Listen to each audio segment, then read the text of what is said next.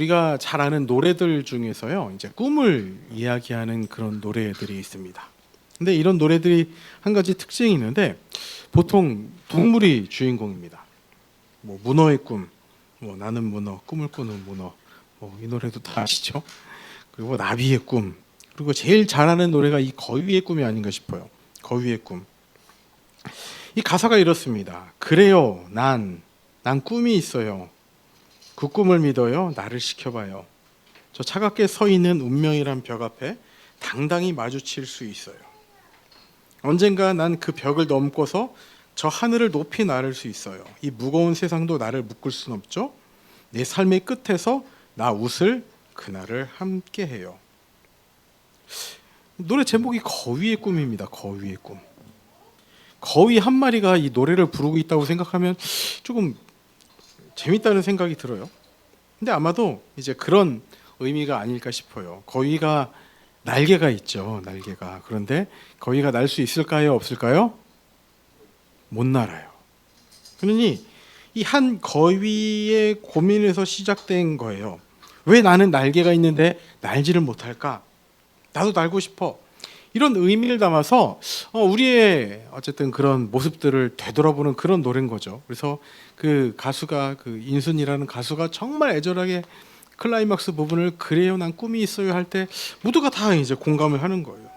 가능성은 있지만 날개는 있지만 아직 그 날개를 펼치지 못한 사람들을 위한 그런 노래로 이 거위의 꿈, 거위라는 이 등장 동물을 등장시킨 게 아닌가라는 생각이 듭니다. 근데 이 마지막 가사가 참 그래요. 내 삶의 끝에서 나 웃을 그날을 함께해요. 좀 이런 의미가 아닌가 싶어요. 결국에 그 거위는 날개가 있지만 과연 날았을까? 끝까지 날 수 없었지만 이 삶의 끝에서 나 웃을 그날을 함께해요. 날아보고자 했던 그 꿈을 간직한 것만으로도 웃을 수 있는 게 아니었나. 그렇게 이 거위는 웃으면서 자신의 생을 마무리하는 게 아닌가라는 생각이 담긴 그 노래 같아요. 결국에 이 난다는 것, 거위에게 난다는 것은 꿈으로 간직할 수밖에 없는 안타까우면서도 슬픈 노래가 아닌가? 라는 생각이 듭니다. 이처럼 여러분 우리도 꿈이 있죠. 꿈. 뭐 거창한 꿈도 있겠고 또 작은 꿈도 있을 것 같습니다. 어떻게 보면 인생의 가장 큰 프로젝트라고 여기는 그런 꿈들도 있을 거예요. 여러분 초등학교 때 꿈이 무엇이었습니까? 참 많은 사람들이 저 초등학교 때는 대통령이라고 썼던 것 같아요. 대통령, 과학자, 우주비행사 이런 거. 요즘은 뭐 유튜버 이런 거 적는다고 하더라고요. 유튜버. 마음속 깊은 곳에서부터 어린 시절부터 꿈 하면은 무엇인가 있기 마련이었던 거예요. 뭐 지금의 우리들에게는 뭐 어떤 분에게는 자녀를 훌륭하게 키워내는 것이 그 인생의 꿈일 수 있을 겁니다. 또 어떤 분에게는 이제 지금의 직장이라든지 지금의 사업체에서 어떤 탄탄한 기반 위에 올라서서 뭐 좀 더 좋은 자리에 영향력 있는 자리에 나아가는 것이 본인의 꿈일 수가 있습니다. 그리고 어떤 분에게는 이 우리가 가진 신앙으로 우리의 신앙으로 선한 영향력을 끼치면서 살아가는 것 이것이 꿈일 수가 있습니다. 뭐 우리 꿈은 여러 가지가 있겠죠. 그리고 작게는 뭐 다이어트 5kg 뭐 그런 것도 있을 수 있겠죠. 체지방 감소 이런 것도 우리의 꿈일 수 있습니다. 우리는요 우리가 바라는 이런 꿈들을 향해서 노력도 했다가 좌절도 했다가 웃어도 봤다가 울어도 봤다 하는 것이 우리의 인생인 거예요. 그렇게 살아가다가 우리 꿈을 향해서 우리의 간절함과는 상관이 없이 그 꿈이 멈추는 순간을 만날 때가 있다는 거예요. 하나님께서 마치 우리의 삶에 우리가 가진 그 꿈을 향해서 단호하게 그건 아니야 라고 말씀하시는 것처럼 느낄 때가 있다는 거예요. 그럴 때 어떻습니까? 큰 상실감이 생기죠. 그리고 하나님을 향해서 질문이 생기기 마련입니다.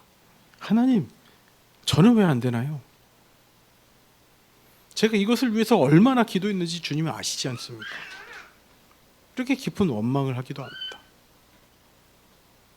그 가운데 오늘 말씀을 함께 우리 나눠봤으면 좋겠어요. 오늘 본문에 등장하는 다윗, 오늘 우리가 만나는 다윗, 이 다윗에게도 평생을 건 꿈이 있었습니다. 이 다윗은요, 온 마음과 힘을 다해서 하나님의 집, 거룩한 성전을 자신의 손으로 직접 건축하는 게 꿈이었던 거예요. 그러나 하나님의 대답은 냉정했습니다. 짓지 마, 짓지 마, 짓지 말라는 거예요. 인생의 최대의 프로젝트를 준비하고 그것을 하나님께 드리고 싶었는데 그것을 거절당한 거예요. 만약 우리가 다윗이었다면, 여러분들이 다윗이었다면 어떠셨을 것 같습니까? 아마 평생에 하나님을 향한 서운함, 그 서운함을 가지고 살아가지 않았을까 싶습니다. 근데 참으로 이상합니다. 이 다윗의 인생의 마지막 장인 오늘 본문 어디에서도요, 그 좌절이나 그런 쓴뿌리에 대한 내용이 전혀 발견되지 않는다는 거예요. 오히려 이 다윗의 마지막 기도는요, 이스라엘 역사의 가장 벅차고도 아름다운 감사와 기쁨의 고백으로 가득 차 있습니다. 이것이 어떻게 가능했을까? 이것이 어떻게 가능했을까? 어떻게 다윗은 자신의 가장 큰 꿈이 좌절된 바로 그 자리에서 이토록 깊고 순전한 감사를 발견할 수 있는가? 오늘 말씀을 통해서 그 비밀을 함께 찾아보도록 하겠습니다. 첫 번째 메시지입니다. 우리 다 같이 읽어볼게요. 시작. 시선의 전환, 결과에서 마음으로라는 거예요.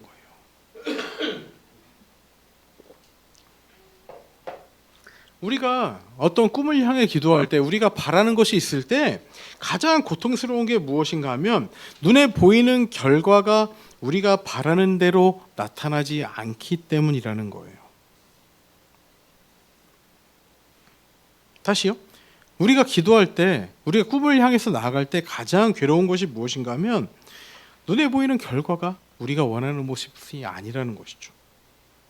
즉 우리가 바라는 대로의 응답이 아닌 겁니다. 자, 다윗은요, 자신이 그토록 보고 싶어 했던 완성된 성전의 웅장한 모습을 보지 못하고 눈을 감았습니다. 그럼에도 오늘 본문에서 다윗의 기도를 살펴보면 고통스러워하거나 아쉬워하거나 그것만 이뤄봤으면 내가 좋았을 걸 하는 그런 미련을 두고 있는 듯한 내용이 단 하나도 기록되어 있지 않다라는 거예요. 어떻게 이럴 수 있을까? 자, 여기서 한 가지 생각을 해보도록 하겠습니다. 자, 이 다윗이 하고자 했던 일, 성전을 짓고자 했던 일이 여러분, 다윗의 욕심에서 시작됐습니까? 다윗이 이거는 내 업적으로 내 이름을 붙여서 내가 무조건 이뤄야겠다는 그런 다윗의 욕심에서 시작됐습니까? 어때요? 이 욕심이에요? 아니라는 거예요. 오직 하나님을 위해 한 일이라는 겁니다. 정말 모든 것이 하나님을 위해 한 일이라는 거예요. 근데 그 일이 반대에 부딪힌 겁니다. 하나님이 하지 말라고 하신 거예요. 정말 재미있는 일이 무엇인가 하니 17장에 보시면 이 다윗이 나단에게 나는 백향목 궁에 거주하는데 하나님은 뭐 천막에 거한다, 하나님의 언약궤는 휘장 안에 거한다, 이렇게 얘기를 하면서 이 성전을 짓고 싶은 마음을 나단 선지자에게 그렇게 표현한 거예요. 그랬더니 나단이 어떻게 반응하는가 하면 우리 17장 2절 말씀 다 같이 읽어보도록 하겠습니다. 시작. 나단이 다윗에게 아뢰되 하나님이 왕과 함께 계시니 마음에 있는 바를 모두 행하소서. 자, 나단이 이 다윗이 성전을 짓고 싶은 열망을 들었을 때 나단이 긍정적인 반응을 보였습니까? 부정적인 반응을 보였습니까? 긍정적인 반응을 보인 거예요. 다윗 왕, 마음에 있는 걸 모두 행하셔도 됩니다 라고 했던 거예요. 즉 선지자가 보기에도 합당한 일이었어요. 하나님의 말씀을 받아서 전하는 선지자가 보기에 이 일은 마땅한 일이었다는 겁니다. 그런데 3절에 보시면 정말 재밌는 말씀이 있어요. 무엇인가 하면 하나님이 그 밤에 나타나신 거예요. 나단에게 나타나셔서 그 성전을 건축하지 말라라는 메시지를 다윗에게 전하라고 나단에게 말씀하십니다. 그러니까 이 하나님이 좀 조급하게 나타나신 것 같아요. 나단이 보기에는 정말 이건 그 어떤 일보다 합당한 일이다라는 마음에 다윗아 그 일 그렇게 행하셔도 됩니다. 그렇게 순전하게 진행하셔도 됩니다라고 했는데 하나님이 그날 밤에 갑자기 나타나셔서는 다윗에게 가서 그거 짓지 말라고 얘기를 하라라고 한다는 거예요. 거절하신 거죠. 선지자가 보기에도 정말 괜찮았던 그 일을 하나님께서 막으셨다라는 겁니다. 자, 그런데 이 일에 대해서, 이 성전을 짓지 못하게 된 일에 대해서 다윗은 어떤 고백을 하고 있는가? 오늘 본문 말씀 17절 말씀입니다. 우리 다 같이 다시 한번 읽어보도록 하겠습니다. 성경책을 펼쳐서 읽어보도록 하겠습니다. 시작. 나의 하나님이여, 주께서 마음을 감찰하시고 정직을 기뻐하시는 줄을 내가 아나이다. 내가 정직한 마음으로 이 모든 것을 즐거이 드렸사오며 이제 내가 또 여기 있는 주의 백성이 주께 자원하여 드리는 것을 보니 심히 기쁘도소이다. 자, 삐진 기색이 하나도 없습니다. 하나님, 그거 왜 나한테 못 짓게 하시고 내가 다 준비해 놓고 이렇게 나만 죽게 해 놓습니까? 그럼 삐진 기색이 아니라 지금까지 되어진 일들 가운데 왜 안 들어주셨냐는 그런 기도가 아니라, 자, 첫 부분 보시기 바랍니다. 나의 하나님이여, 주께서 뭘 감찰하시고, 어떤 단어가 나와요? 마음을 감찰하시고 정직을 기뻐하시는 줄을 내가 아나이다. 내가 정직한 뭐로? 정직한 뭐예요? 정직한 마음으로 이 모든 것을 즐거이 드렸사오니.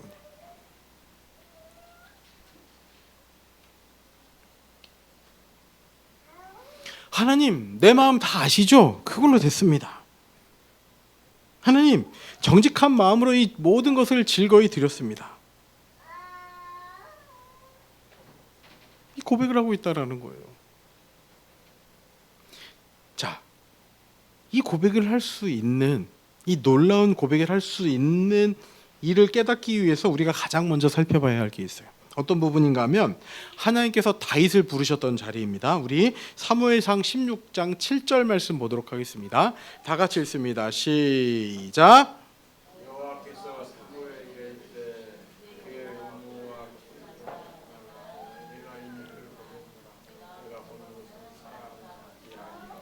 사람은 외모를 보거니와 나 여호와는 중심을 보느니라 하시더라. 자, 이 장면이 어떤 장면인가 하면 사무엘이 하나님의 명령을 듣고 사울 다음에 세울 왕에게 기름 부으기 위해서 다윗의 집에 간 거예요. 그런데 이제 다윗의 아버지가 이새가 이제 아들들과 함께 그 자리에 있었습니다. 거기서 이제 제사를 드린 거죠. 그러면서 이제 사무엘이 첫째부터 한 명 한 명 살펴보는 거예요. 그런데 너무 아들이 괜찮은 거죠. 하나님, 이자에게 기름을 부으면 됩니까? 아니다. 또 다음 동생, 하나님, 이 동생 괜찮은데 그럼 이 동생에게 기름을 부으면 됩니까? 아니라는 거예요. 아니라는 거예요. 마지막까지 있던 아들에게 그럼 이 아들입니까? 했더니 하나님이 아니라는 겁니다. 모두가 아닌 거예요. 그럼 어떻게 된 건지 하고서 이제 사무엘이 아버지에게 묻습니다. 이새에게 묻습니다. 그랬더니 양을 치러 간 아들 한 명이 있다는 거예요. 나머지 아들인 것이죠. 그리고 그 나머지 아들인 다윗이 왔을 때 하나님이 그 다윗을 향해서 이자에게 기름을 부으라고 말씀하시는 거예요. 자, 이 말은요.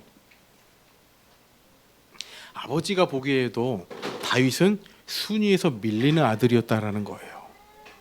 정말 귀한 선지자 사무엘을 모시는데, 즉 이렇게 엄청 유명한 만나기 힘든 목사님이 가정 신방을 오시는데 아들 한 명은 다른 데 가서 다른 일을 해야 돼요. 그 일을 다윗에게 맡긴 거예요. 그러니까 사무엘에게 보여주나 마나한 아들이 다윗이었던 거예요. 그런데 하나님께서 무엇을 보셨다고요? 나 여호와는 중심을 보셨다고 말씀하고 있는 거예요. 아버지가 보기에도 우선순위가 밀린 아들이지만 하나님은 그 중심을 보셨다는 거죠. 중심. 이 말씀이 우리에게 주는 교훈이 무엇입니까? 중요한 가르침이 무엇입니까? 여러분, 신앙이라는 게요, 어떤 거창한 게 아니라는 거예요. 어떤 신령한 막 큰 깨달음을 얻고 무엇이 보이고 무엇이 들리고 하는 것이 아니라, 하나님은요, 우리 가장 이해하기 쉽게 우리 마음의 중심만 있으면 된다라고 말씀하신다는 거예요.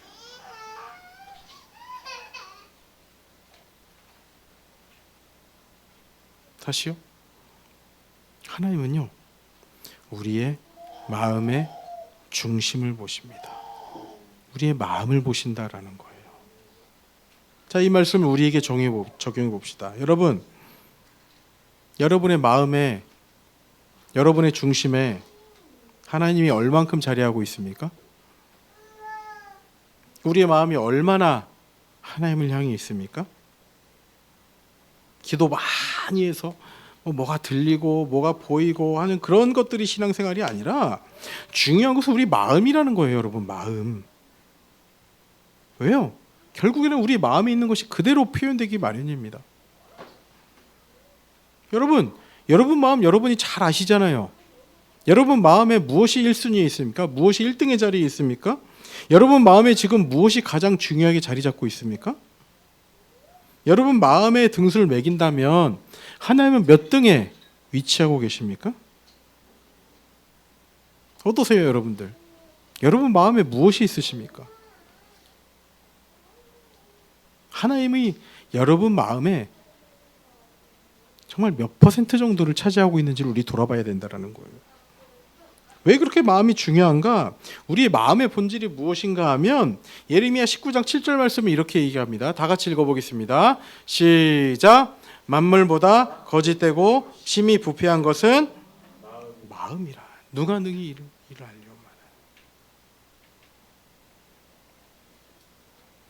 썩어 문드러진 게 우리 마음이라는 거예요. 썩어서 냄새나는 게 우리 마음이라는 겁니다. 그래서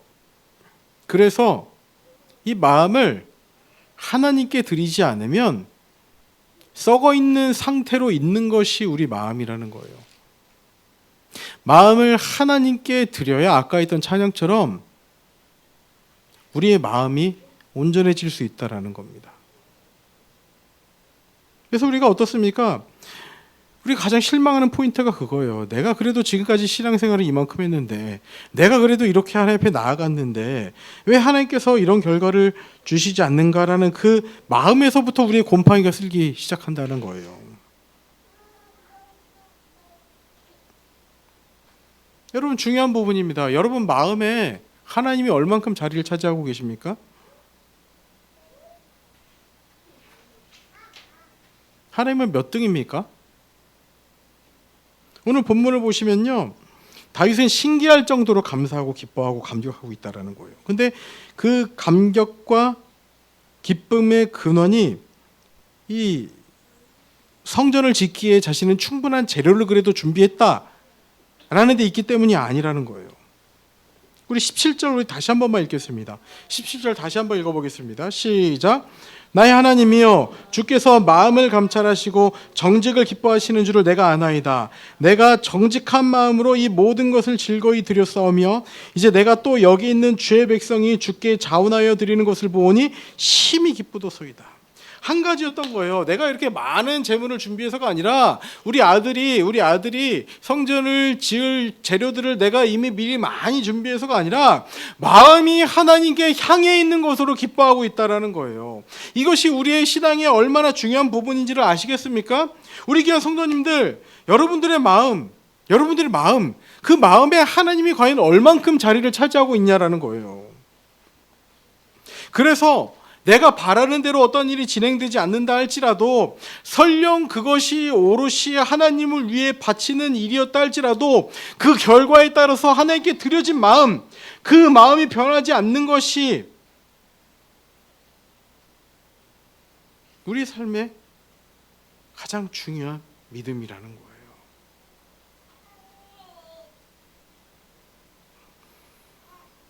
이 결과가 내가 원하는 모습이 아니기 때문에 내 마음이 변하는 것이 아니라 결과가 어떠하든지 간에 하나님을 향한 마음, 그 마음이 우리 안에 얼만큼 자리를 차지하고 있느냐 하는 것이죠.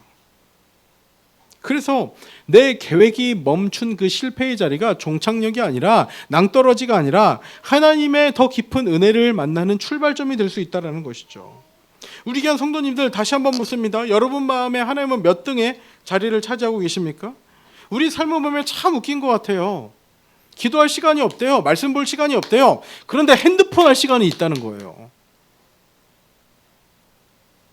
이게 우리의 부패한 마음을 가장 잘 표현하는 정말 단편적인 사건 아닙니까? 일들 아닙니까? 시간 없어서 기도는 못하는데 말씀은 못 보는데 다른 걸 할 일이 너무 많아요. 여러분, 이 마음을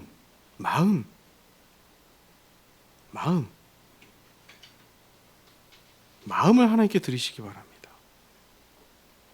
그리고 그 마음을 드리는 것이 우리의 삶에 어떻게 표현되어야 하는지를 진지하게 고민해 보시기 바랍니다. 여러분의 길에 만약 하나님께서 장애물을 두셨다면 그것은 혹시라도 하나님께서 이제 너의 마음의 1등에 있는 그 자리를 나에게 내어주지 않겠니라고 말씀하시는 그 하나님의 음성이 아닌지를 우리가 깨달아야 한다는 거예요.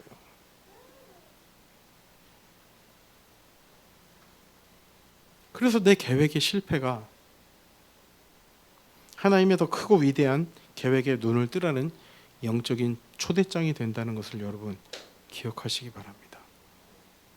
하나님이 바라시는 게 큰 게 아니에요, 여러분. 마음.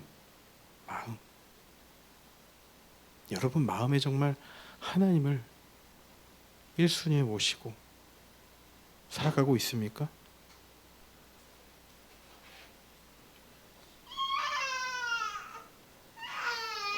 그것을 돌아보는 우리 모든 성도님들 되시기를 소망합니다. 자, 두 번째 메시지입니다.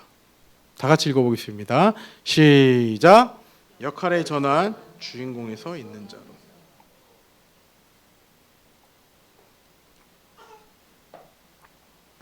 첫 번째는 시선의 전환이었습니다. 결과에서 마음으로였죠. 우리에게 보여지는 어떤 것이 아니라 우리의 마음이 중요하다는 거예요. 두 번째는 시선, 그 다음은 역할이라는 거예요. 역할. 자, 다윗은요 성전 건축을 완공하는 화려한 주인공이 되지는 못했습니다. 보통 건물을 지어놓으면 어때요? 커팅식을 하죠.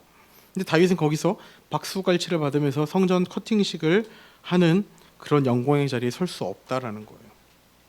자, 그렇다고 해서 다윗이 낙담했다고요? 실망했다고요? 어땠다고요? 어땠죠? 기뻐했습니다. 기뻐했어요. 자, 오히려 더 위대하고 영광스러운 일을 기쁨으로 감당한 거예요. 자, 그렇다면 더 위대하고 영광스러운 일이 무엇인가를 우리가 함께 나눠보도록 할게요. 우리는 보통 잘 알고 있는 부분이 하나님께서 다윗에게 성전을 짓지 말라고 하실 때 다윗은 성전을 지을 모든 재료를, 세계에서 가장 좋은 재료들을 준비했다라고 알고 있죠. 사실입니다. 사실이에요. 중요한 성경적 사실입니다. 그런데 더 중요하게 준비한 게 있어요. 다윗이 준비한 게 성전을 지을 재료를 준비한 게 아니라 뭐 그것도 준비했고 더불어서 더 중요한 준비를 했다라는 겁니다. 그것이 오늘 본문의 19절입니다. 다 같이 한번 읽어볼게요. 19절. 19절 읽습니다. 시작. 또 내 아들 솔로몬에게 정성된 마음을 주사 주의 계명과 권능과 여호와께 이 모든 일을 행하게 하시고 내가 위하여 준비한 것으로 성전을 건축하게 하옵소서. 다윗의 기도가 이런 겁니다. 솔로몬을 위해서 무엇을 기도하고 있습니까? 솔로몬에게 무엇을 주사? 솔로몬에게 무엇을 달라고 기도하고 있어요? 안 보이세요? 솔로몬에게 뭘 달라고 기도하고 있어요? 정성된 마음을 달라고 기도를 하고 있다는 거예요. 다윗은 있는 자가 되기로 한 겁니다. 있는 자, 이어주는 자. 주인공이 아니라 이어주는 자가 되기로 했는데 무엇을 잇는 거예요? 19절 앞 부분에 보신 것처럼 마음을 이어주는 자가 되기로 한 거예요. 솔로몬을 향한 기도가 무엇입니까? 또 내 아들 솔로몬에게 정성된 마음을 주사. 솔로몬에게도 마음을 달라고 기도하는 거예요. 정성된 마음을 달라고 기도를 하고 있는 거예요. 부귀 영화를 구한 것이 아니라 탁월한 지혜를 구하는 것이 아니라 성전을 지을 때 잘 지을 수 있는 그런 통찰력을 달라고 기도한 것이 아니라 마음을 구하고 있다라는 거예요. 마음. 자신의 진실된 마음, 정직한 마음을 뒤이어서 다른 어떤 것이 아니라 정성된 마음을 구하고 있다라는 거예요.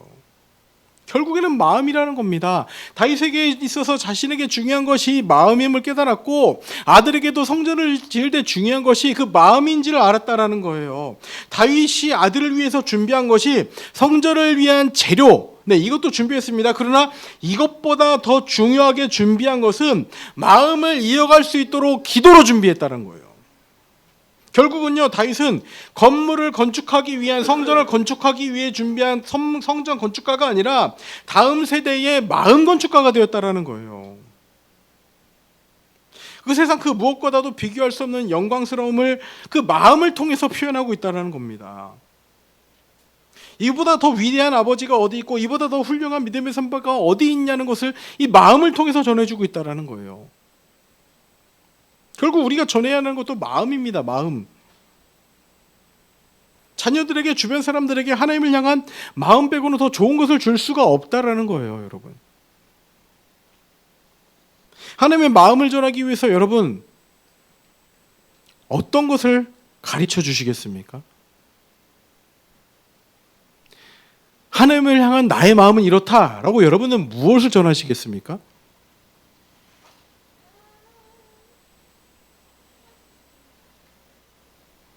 내 자녀에게, 내 주변에게 이 마음을 전하기 위해서 여러분은 어떤 것을 전해주시겠습니까? 어떤 기도를 올려드리겠습니까? 다윗의 기도가 이런 거예요. 나는 진실된 마음과 정직한 마음으로 지금까지 하나님을 향해 살았다. 그렇기 때문에 설령 이 중요한 나의 바람이 내 때에 이루어지지 않다 하더라도 하나님께서 그것을 거부하셨다 할지라도 나는 거기서 좌절하고 낙담하는 것이 아니라 기뻐한다. 왜?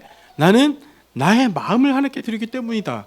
그리고 이것이 여기서 끝나는 것이 아니라 내 아들에 대해 이어져 내 아들 또한 정성된 마음을 드릴 수 있는 자로 서기를 기도한다라는 거예요.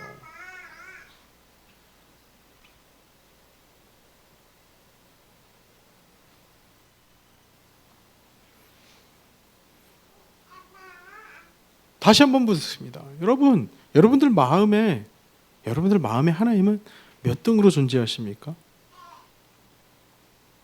그리고 그 마음을 누군가에게 전한다면, 하나님을 전한다면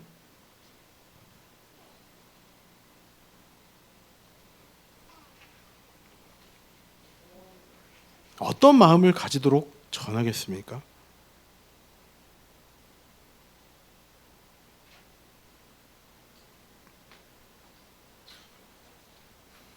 이제 말씀을 마무리하도록 하겠습니다.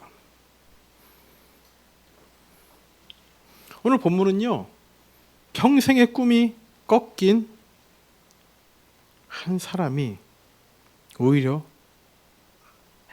감사와 기쁨의 노래를 드리고 있는 말씀을 살펴본 거예요. 이 다윗의 마지막 기도는 우리에게 두 가지를 가르쳐 주었습니다. 첫 번째가 뭐였습니까? 시선의 전환이었어요. 시선의 전환. 결과에서 마음으로 시선이 전환된 겁니다. 다윗은 성전을 짓지 못했지만 그 성전을 지을 마음을 하나님께서 받으셨다는 것만으로도 다윗은 기뻐했다라는 거예요. 감사했다라는 거예요. 마음. 두 번째가 무엇입니까? 다윗은 이 성전을 짓는 주인공이 될 수는 없었습니다. 그렇지만 다음 세대를 위해 이어주는 자, 있는 자로서의 역할을 기쁨으로 감당한 거예요.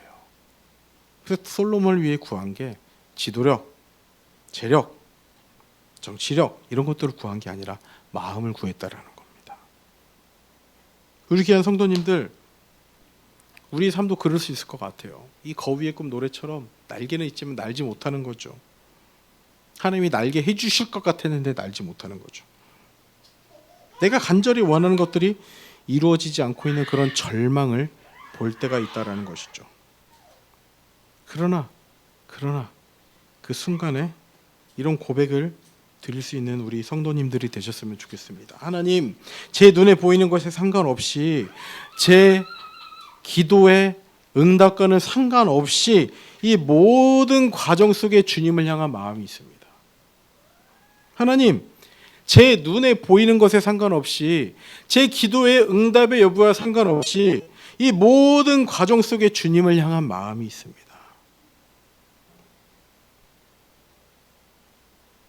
한번 따라해 보겠습니다. 하나님, 다시요. 하나님, 제 눈에 보이는 것에 상관없이, 제 기도의 응답과 상관없이 이 모든 과정 속에 주님을 향한 제 마음이 있습니다. 여러분, 오늘 제목이 하나님은 3등입니다예요. 근데 이 제목을 어디서 가져왔냐면은 이런 제목에 시가 있는 거 아세요, 여러분? 시 제목이에요, 시 제목. 하나님은 3등입니다라는 시를 제가 한번 읽어드릴게요. 1등은 하고 싶은 일, 2등은 해야 하는 일, 3등은 하나님 만나는 일. 하고 싶은 일 다 하고 해야 하는 일 다 마치고 그 후에야 여유가 있으면 하나님을 만나드립니다. 하나님은 3등입니다. 어려운 일이 생길 때도 하나님은 3등입니다. 내 힘으로 한번 해보고 그래도 안 되면 가까이 있는 사람에게 도와달라 하고 그나마도 안 될 때 하나님을 부릅니다. 하나님은 3등입니다. 이게 여러분 제가 쓴 게 아니에요. 진짜 이런 시가 있어요. 여러분, 마음의 1순위에 그 1등의 자리에 하나님을 올려놔 봅시다. 하나님께 드려봅시다. 다른 어떤 게 아니라 하나님을 드려봅시다. 그럴 때 여러분 하나님이 일하시는 것을 발견할 수 있을 겁니다. 그럴 때 여러분의 삶에 다른 어떤 것들이 보이기 시작할 겁니다. 우리 마음을 하나님께 드립시다. 아멘이십니까? 우리 말씀 가지고 잠시 기도하도록 하겠습니다.